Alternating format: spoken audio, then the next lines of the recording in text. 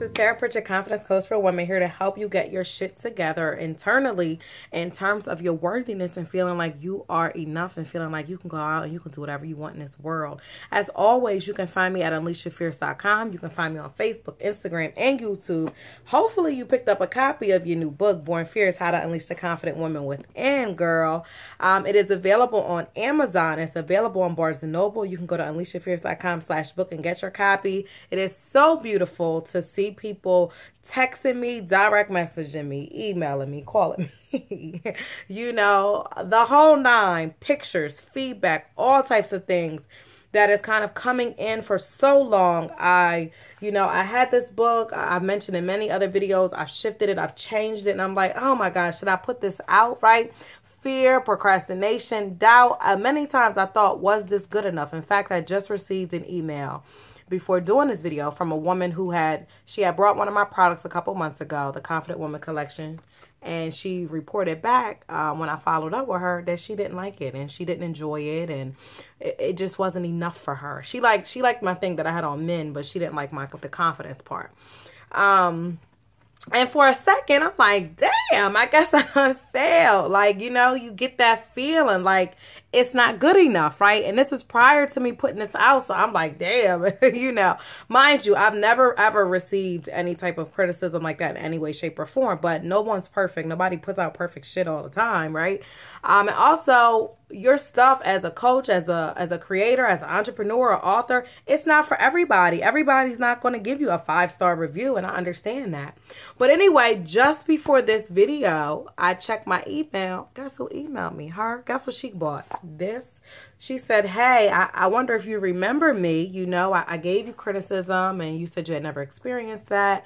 But she said, I just downloaded this book and I didn't just like it, I loved it. And I want to give you that credit, because though that might not have been for me, this was for me. And it completely has. She just said, girl, you did that, right? And I shed a couple tears, because I was like, wow, right? Because at moments you'll feel like a failure. You'll feel like things are delayed, right? I wrote my book 2 years ago and it's just coming out, right? You'll feel like things are delayed. You'll be asking God, why is this happening? Why is X, Y, and Z not moving the way I needed to move, right? Why am I getting this negative feedback? Why is this negative thing happening to me? Why do I feel like a failure from this one experience that I've had, And obviously I want you to liken this to your own experiences, but it made me think, and I know this is a message that I keep hearing the last couple of days, is that I need to share how do you overcome failure? How do you activate your faith? How do you move out of that space? Because I feel like so often we're holding ourselves back, and it's like, damn, this is not all my life is meant to be. I know I'm meant for more. I know there's more for me. I know there's greater. And maybe this particular diagnosis or this criticism or this failure or this breakup or this divorce or this delay that's not denied that is in my life, like, why can't I graduate and get this degree? Why can't I get this relationship shit together? Why can't my book come out there? Why can't I just start getting clients in my business? These are things that we think about.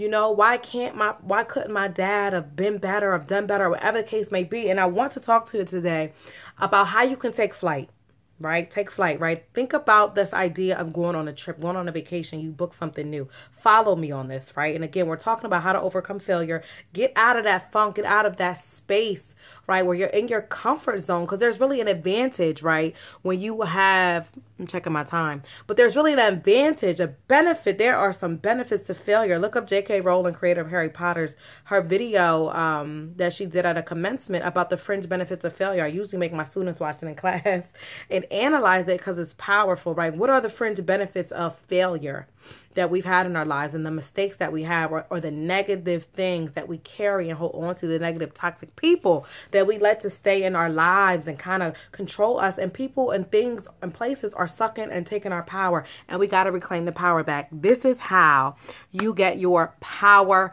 back, girl. Think about you taking flight, right? When you go on a trip, you're going on a beautiful vacation, what you got to do first if you're going to get on a plane? You got to get a ticket. Consider that you simply honoring the calling of taking care of yourself, yourself and doing something that's for you. That's that first step. You're honoring the calling that God, I know there's more for me and I'm going to step out of that comfort zone.